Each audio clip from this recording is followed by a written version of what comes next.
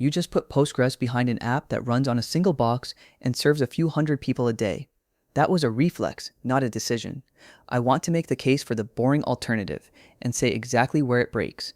3 walls push a real application off SQLite, a second app server, concurrent writers, and 1 Postgres feature you cannot fake.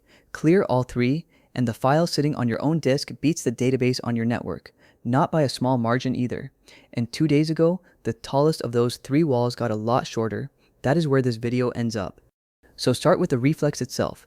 Postgres is a separate server process, and your application reaches it through a socket. Every query is a round trip. Serialize the statement, cross into the kernel, wait on the wire, then parse whatever comes back. SQLite is a library. That same query is a function call running inside your own process. There is no wire to wait on. On a lookup by primary key, that gap is tens of microseconds against a few hundred microseconds. Same query, same data. Which reads like a rounding error, right up until you count how many queries one page render actually fires off. 40 small queries, and the wire tax alone is most of your latency budget before your own code has done anything. And this is not a fringe bet. There are more than 4 billion smartphones in service, each carrying hundreds of SQLite files, which puts the count somewhere past 1 trillion live databases. It shipped a new release on the 24th of July. The Reflex also arrives with a bill. An entry-level managed Postgres on Amazon RDS runs about $15 a month right now, which is the number people quote when they tell you it is cheap. Move to a production-size instance and you are at roughly $143 a month.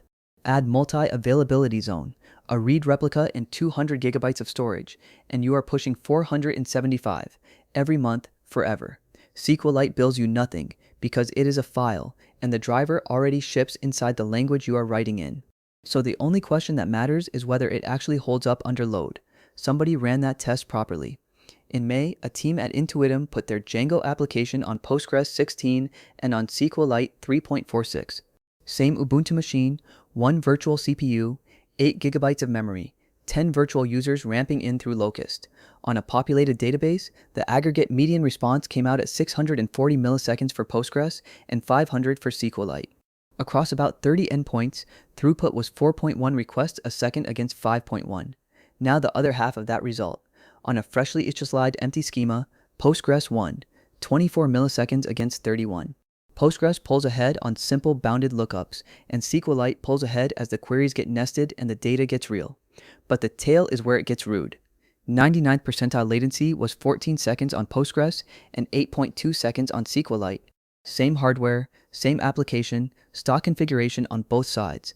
Their own conclusion quoting it directly. SQLite in write-ahead log mode at default configuration competes seriously with Postgres 16 and beats it outright on most read patterns. One benchmark is one benchmark, so take a production number instead. The SQLite website serves 400,000 to 500,000 HTTP requests a day, and 15 to 20% of those hit the database.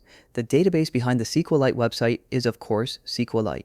On the right side, Forward Email published their whole benchmark suite, about 10,500 inserts a second on Node 20 and closer to 9,000 on Node 22. Same code, slower runtime, and they can point at the run that proves it, and the ceiling sits far above that. Back in 2018, Expensify pushed 4 million queries a second through SQLite on one server. Read-only, fully cached in a terabyte of memory on 10 billion rows, but still one machine. So if the numbers are that comfortable, why does the single writer complaint follow SQLite around like a bad review? Because it is true, and the project says so itself, on its own website. Straight out of the SQLite documentation, SQLite supports an unlimited number of simultaneous readers, but it will only allow one writer at any instant in time. In practice, that is the error you have already met. Database is locked. 2 processes reach for the write lock at once, the second one gets refused, and your webhook handler throws a 500. Write-ahead log mode changes the shape of that. Readers stop blocking writers, and writers stop blocking readers, so the only thing still serialized is one writer against another writer. Then you set a busy timeout, and the loser waits its turn instead of failing outright. A write transaction takes milliseconds, so a queue of them drains far faster than the horror stories suggest. But queuing is not concurrency, and the SQLite docs draw that line themselves. Their decision checklist reads, is the data separated from the application by a network? Choose client server. Many concurrent writers, choose client server. Big data, choose client server. The upstream fix is a mode called begin concurrent. It defers the lock until commit time so several writers can run optimistically, and the catch is that it detects conflicts one page at a time. Two completely unrelated rows that happen to live on the same page will collide anyway, and one of those transactions rolls back for a reason no human would call a conflict, which is the exact problem Turso set out to kill. Turso is a from-scratch rewrite of SQLite in Rust, close to 24,000 stars, already carrying production traffic for Turso Cloud, the Kin Assistant and Spice AI. It has not shipped a 1.0, and they say so on the README. Underneath their version of Begin Concurrent sits multi-version concurrency control. For scale, plain SQLite does about 150,000 rows a second in that test. Add 1 millisecond of compute per transaction across 8 threads, and Turso ran write transactions 4 times faster. And on the 3rd of August, 2 days before I recorded this, Turso opened concurrent writes to everybody on their cloud.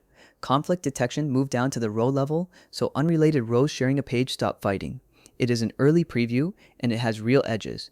You switch it on in the dashboard, you create a Turso native database rather than a plain SQLite one. And you still write retry logic, because a real conflict is still a conflict, so wall 1 did not disappear. It got low enough to step over. If your writers touch different rows, the single loudest reason teams reach for Postgres has stopped applying to them. And it stopped applying this week rather than someday, which leaves the wall I think is actually harder. Wall 2 is harder, because it is physics. Your database is a file on one machine, and a second app server cannot reach it. Putting it on a network file system is how people corrupt these things. The answer most teams land on is Litestream, written by Ben Johnson at Fly. He describes it as the missing backup and restore system for SQLite, a sidecar process next to your unmodified application, intercepting write-ahead log checkpoints and streaming them to object storage in real time. Version 0.5 rebuilt the storage format underneath it. LTX files hold ordered ranges of pages and compact in tiers. 30-second windows fold into 5-minute windows, and those fold into hourly ones, which means restoring your database pulls about a dozen files instead of replaying every write you have ever made since the day you deployed. Be clear-eyed about what that buys though. It is asynchronous replication, so what you have is a recovery point objective, not a guarantee, and live read replicas are still under construction. Cloudflare went the other direction entirely. Every durable object gets its own SQLite database, sitting in the same thread as the code that uses it, and that went generally available last year. An empty one costs about 12 kilobytes, and it caps out at 10 gigabytes, with no storage limit across your account. So you stop running one enormous database and start running a million small ones. That reframes wall 2 rather than knocking it down. You are not scaling one SQLite file across a fleet. You are handing every tenant a file of their own, and the sharding problem you would have solved in Postgres never gets created. Wall 3 is the one I would not argue with. Sometimes you need a thing Postgres has, and SQLite does not pretend to compete. The extension ecosystem is past 1,000 add-ons, and none of it has an equivalent anywhere else. PostGIS carries 2 decades of geospatial work. pgvector adds a vector type and 3 index families, so approximate nearest neighbor search runs against your existing tables inside your existing transaction. SQLite has no users, no roles, and no row-level security, because the operating system already owns that file. 5 storage classes against Postgres arrays, ranges, binary JSON, and types you define yourself. If your access model lives inside the database, you need the database that has one. A single file can technically hold 281 terabytes, but the documentation tells you to leave long before that, and the documentation is right. So here's the rule I would actually hand you, and it is 4 questions long. 1 deployable unit, writers that touch different rows, data comfortably under a few hundred gigabytes, and no extension you cannot live without. 4 yeses, and you used SQLite and skip the instance entirely. Miss on any one of those 4, and the network database is the correct call. The wall is doing its job, and paying for Postgres at that point is engineering rather than habit. I am not telling you Postgres is bad, I am telling you that you picked it before you knew which side of the wall you were on. There is a footnote to all this that I enjoy far too much. On the 29th of July, the Register reported that Turso, having finished rewriting SQLite, is now building a Postgres-compatible database on the same Rust core. One engine underneath, many front ends on top. They call it the LLVM of databases. Glauber Costa, their chief executive, put it plainly to the Register, I do not think there is anything fundamentally wrong with Postgres. If there was, we would not rewrite it. The people rebuilding SQLite are not fighting Postgres, they are fighting the default.